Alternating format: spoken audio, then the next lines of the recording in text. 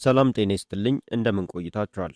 የተወደዳችሁና የተከበራችሁ አድማጮቻችን፣ በወንጀል የምርመራ ስራዎች ላይ ትኩረት የሚያደርገው ፕሮግራማችን እነሆ ተጀምሯል። እስከ ፕሮግራማችን ፍጻሜ አብሯችሁን እንድትቆዩ በአክብሮት ጋብዛለሁ።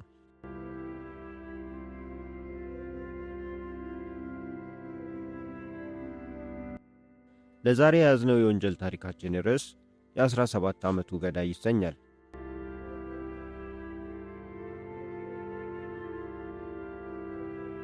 በሕይወት ጎዳና ላይ የሰው ልጆች ዕጣ ፈንታ ሲገጣጠም አንዳንዴ ውብ ታሪክ ይፈጥራል፣ አንዳንዴ ደግሞ እስከ ዘላለም የማይሽር አሳዛኝ ዘግናኝ ጠባሳ ጥሎ ያልፋል። ይህ የምነግራችሁ ታሪክ ጨለማና ብርሃን፣ ጭካኔና ንጹሕ ሕይወት በአንድ አጋጣሚ የተጋጩበት፣ ፍትሕና ይቅርታ የትየለሌ ትግል የገጠሙበት እውነተኛ ሁነት ነው። ታሪኩ የሚጀምረው የወንጀልና የአደገኛ ዕጾች ንግድ እንደ አሸዋ በሞሉበት፣ ተስፋ መቁረጥ በነገሰበት የአሜሪካ መንደር ውስጥ ነው። ድዌይን አለን ራይት ገና ወደዚች ምድር ሲመጣ ጀምሮ ዕጣ ፈንታው ከባድ ነበር። የ4 ዓመት ሕፃን እያለ አባቱ ወደ ወህኒ ቤት በመወርወሩ ምክንያት የአባትነት ፍቅር ምን እንደሆነ ሳያውቅ አደገ። በድህነት አዘቅት ውስጥ የምትኖረው እናቱ ደግሞ በከባድ የአእምሮ ሕመም ትሰቃይ ነበር። በዚህ ምስቅልቅል ሕይወት ውስጥ እያለ ድዌይን የ10 ዓመት ልጅ ሲሆን እንደ ነፍሱ የሚወደውና የሚቀርበው ወንድሙ በግፍ ተገደለ። ይህ ክስተት በትንሹ የልጅ አእምሮው ላይ የማይሽር ጠባሳ ጣለ። በየቀኑ በሚያየው የሽጉጥ ተኩስና ግድያ ውስጥ እያደገ ሲመጣ ትምህርት ቤቱን ጠላ።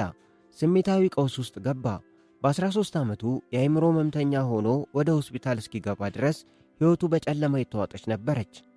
የሕክምና ባለሙያዎችም የመናገር ብቃቱ እጅግ ዝቅተኛ እንደሆነና በአእምሮ እድገት ውስንነት እንደሚሰቃይ ያረጋገጡ። ነገር ግን ይህ አሳዛኝ የልጅነት ታሪኩ ከጥቂት ዓመታት በኋላ ለፈጸመው አሰቃቂ ድርጊት ማስተባበያ ሊሆን አይችልም። ጊዜው ጥቅምት ወር 1989 ዓ.ም ነው። ድዌይን አሁን የ17 ዓመት ታዳጊ ሆኗል። ነገር ግን በውስጡ ያደገው ቁጣና አውሬነት መነቃቃት ጀምሮ በ4 ቀናት ውስጥ ብቻ የ3 ንጹሐን ሰዎችን ሕይወት ቀጠፈ። ከእነዚህ ንጹሐን ሰለባዎች መካከል አንዷ አሜሪካ ውስጥ የተሻለ ሕይወት ፍለጋ ትኖር የነበረች የ33 ዓመቷ ትውልደ ኢትዮጵያዊ ሳባ ተክሌ ነበረች። ጥቅምት 13 ምሽት አየሩ ደስ የሚል የጥቅምት ቀዝቃዛ ንፋስ አለው። ሳባ ተክሌ አርሊንግተን ከሚገኘው የጓደኛዋ ቤት ቆይታዋን አጠናቃ ወደ ቤቷ እየተመለሰች ነበር። የምትነዳው የጓደኛዋን በርገንዲ ቀለም ያለው ኒሳን ማክሲማ መኪና ነበር።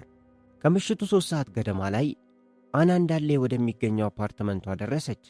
መኪናዋን አቁማ ስትወርድ ድዌይን በጨለማ ውስጥ ሆኖ እየተከታተላት ነበር። አይኖቹ በክፋት ተሞልተዋል። በመጀመሪያ ዓላማው መኪናዋን መስረቅ ነበር። ነገር ግን ሲያያት በአእምሮ ውስጥ ሌላ አጋንንታዊ ሐሳብ መጣ፣ እርሷን መድፈር። ሳባ ወደ አፓርታማዋ ልትገባ ስትል መንገዷን ዘግቶ 38 ካሊበር ሽጉጡን አወጣና አነጣጠረባት። በሞት ዛቻ የመኪናውን ቁልፍ እንድትሰጠው አዘዛት። በድንጋጤ ቁልፉን መሬት ላይ ጣለችው። እሱም አነሳው። በመቀጠል ከሕንፃው ጀርባ ወዳለው ጫካ ሊወስዳት ስለፈለገ እዛው ቆማ ልብሷን እንድታወልቅ አዘዛት። ሳባ በከባድ ድንጋጤ ውስጥ ሆና ሰውነቷ እየተንቀጠቀጠ ጫማዋንና የውስጥ ሱሪዋን አወለቀች።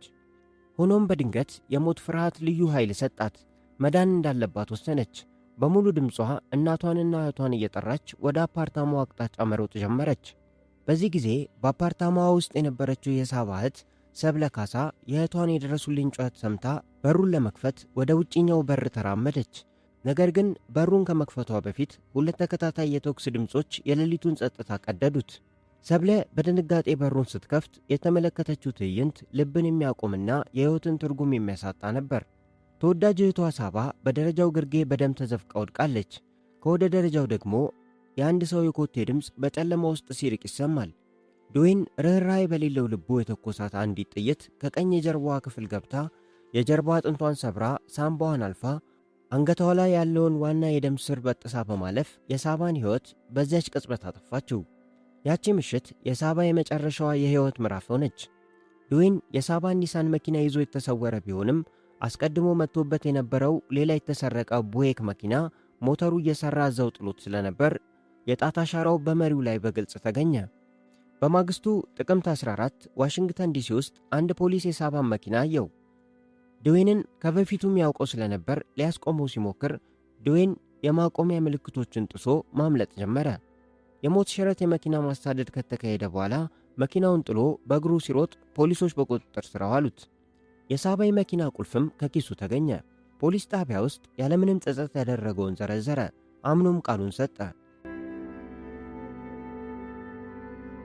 ድዌይን ጥፋቱን ስላመነ ብቻ ጉዳዩ እዛው አላበቃም። የፍትህ ሥርዓቱ የራሱ የሆነ ሂደት አለው። ድዌይን የፈጸማቸው ተከታታይ ግድያዎች በተለያዩ ግዛቶች የተፈጸሙ ስለነበሩ መጀመሪያ በሜሪላንድ ግዛት በተካሄደው ችሎት 2 የዕድሜ ልክ እስራት ተፈረደበት። ነገር ግን ይህ በቂ አልነበረም። የሳባ ተክሌ ግድያ የተፈጸመው በቨርጂኒያ ግዛት በመሆኑ ጉዳዩ ወደ ቨርጂኒያ ከፍተኛ ፍርድ ቤት መጣ። ችሎቱ ተሰየመ። ፍርድ ቤቱ በሰዎች ተሞልቷል። አቃቢ ሕግ፣ የድዌይን ጠበቆች፣ በሐዘን የተሰበሩ የሳባ ቤተሰቦችና የዕለቱን ፍርድ የሚወስኑ 12 የሕዝብ ዳኞች በየቦታው ተቀምጠዋል። አቃቢ ሕጉ ወደ መሃል በመውጣት የድዌይንን ጭካኔ እና እንዴት እንደገደላት ለፍርድ ቤቱ እንዲህ ሲል አቀረበ። ክቡር ዳኛና የተከበራችሁ የሕዝብ ዳኞች፣ ይህ 17 ዓመት ወጣት ምንም የማታውቀውን ንጹሕ ሴት ለመድፈር ሞክሮ ስትሸሽ ከጀርባዋ በጥይት መጥቶ ገሏታል። ይህ ድርጊት የከፋ አረመኔነት ነው በማለት የተፈጸመውን ዘግናኝ ወንጀል አስረዳ። የተገኘው የጣት አሻራ፣ የፖሊስ ሪፖርትና በራሱ በድዌይን የተሰጠው የእምነት ቃል እንደ ጠንካራ ማስረጃ አቀረቡ። በሌላ በኩል የድዌይን ጠበቆች ጥፋቱን ማስተባበል ስላልቻሉ የሞት ቅጣቱን ለማስቀረት ይከራከሩ ጀመር። የተከበራችሁ ዳኞች፣ ድዌይን ይህን ሲያደርግ ገና የ17 ዓመት ታዳጊ ነው። ከዚህም በላይ ከተወለደ ጀምሮ የአእምሮ ጉዳት አለበት። አእምሮ በትክክል አላደገም።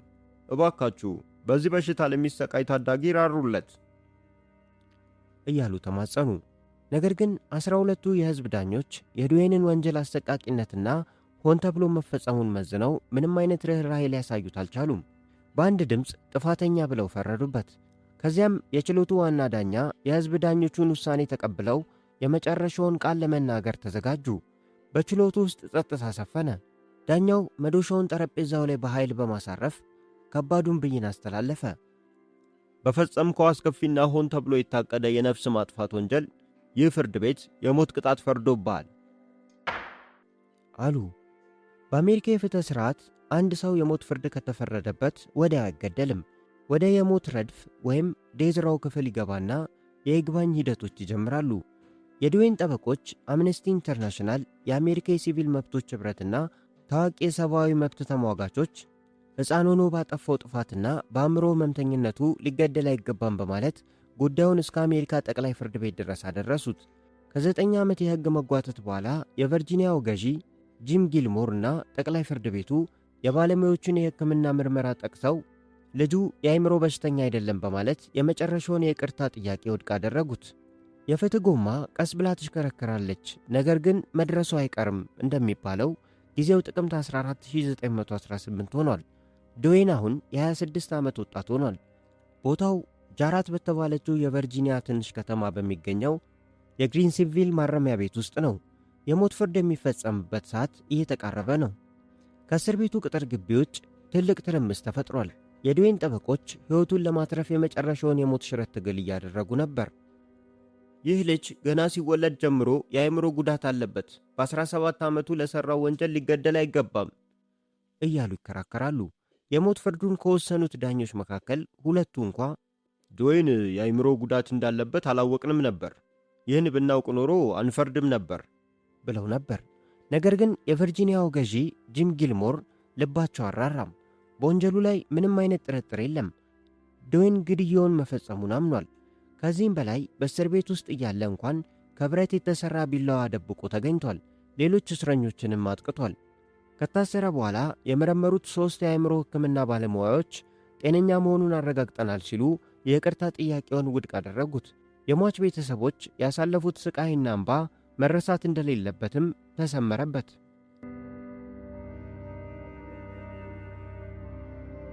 ምሽት ገፋ። የሞት ፍርዱ የሚፈጸምበት ክፍል ለየት ያለና የሚያስፈራ ድባብ አለው። የማረሚያ ቤቱ ዳይሬክተር በመጨረሻዋ ሰከንድ የይቅርታ ትዕዛዝ ቢመጣ ብለው ከገዢው ቢሮ ጋር የተገናኘውን ቀይ ስልክ ጆሮአቸው ላይ አድርገው ቆመዋል። ሌሎች ኃላፊዎች፣ ምስክሮችና የተጎጂ ቤተሰቦች በየተመደበላቸው የመስታወት ክፍል ውስጥ ሆነው ትዕይንቱን ይጠባበቃሉ። ከምሽቱ 3 ሰዓት አለፈ። ድዌይን ከመገደሉ ጥቂት ሰዓታት በፊት ከእናቱና ከሁለት ወንድሞቹ ጋር የመጨረሻውን ስንብት ካደረገ በኋላ በ8 ጠንካራ ዘብ ጠባቂዎች ታጅቦ ወደ ክፍሉ ገባ። በክፍሉ መሃል ላይ ወዳለችው በነጭ አንሶላ የተሸፈነች ጠረጴዛ ላይ ወጥቶ ተኛ። ጠባቂዎቹ ወፍራም በሆኑ የቆዳ ማሰሪያዎች እጆቹን እግሮቹንና ደረቱን አጣብቆ አሰሩት። የድዌን ቀኝ እጅ ላይ መርፌ ተሰክቷል። ደረቱ ላይ ደግሞ የልብ ምቱን የሚለካ ማሽን ተገጥሟል። ገዳዩ መርዝ ወደ ደም ስሩ ከመግባቱ በፊት አንድ ባለሥልጣን ጠጋ ብሎ የመጨረሻ የምትለው ቃል አለህ ሲል ጠየቀው። ከባድ ዝምታ ክፍሉን ወረሰው። ድዌን በጭንቅ በሚሰማ የተቆራረጠ ድምፅ ጠበቃዬ ጋር መግለጫ ያለ ሲል አጉተመተመ። ይህ በመሬት ላይ የተነፈሰው የመጨረሻ ቃሉ ነበር። ገዳዩ መድኃኒት በደም ስሩ ውስጥ መፍሰስ ጀመረ። ከ9 ዓመታት በፊት የሳባንና የሌሎች ንጹሐን እንደሚያፈስሰው የዚህ ወጣት ልብም ልክ ምሽት 3 ሰዓት ከ15 ላይ ለዘላለም መምታቱን አቆመ። በቨርጂኒያ ታሪክ ከ74 ዓመት በኋላ በታዳጊነቱ ወንጀል ሰርቶ በሞት የተቀጣው የመጀመሪያው ሰው በመሆን ታሪኩ ሲዘጋ፣ ለሳባ ተክሌና ለሌሎችም ሰለባዎች ግን ዘግይቶም ቢሆን ፍትሕ ተሰጥቷል ተብሎ ተደመደመ። የጠፋቸው የሳባ ነፍስና የተረፉት ቤተሰቦቿ እንባ ግን የዘላለም ሕመም ሆኖ በታሪክ ማኅደር ሰፍሮ ቀረ።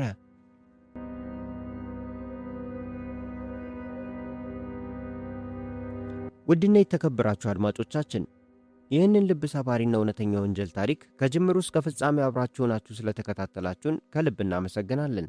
ለዛሬ ያዘጋጀነው እውነተኛ የወንጀል ምርመራ ፕሮግራማችን በዚህ ተጠናቋል። በቀጣይ በሌላ የወንጀል ታሪክ እስከምንገናኝ ድረስ ቸር ቆዩ።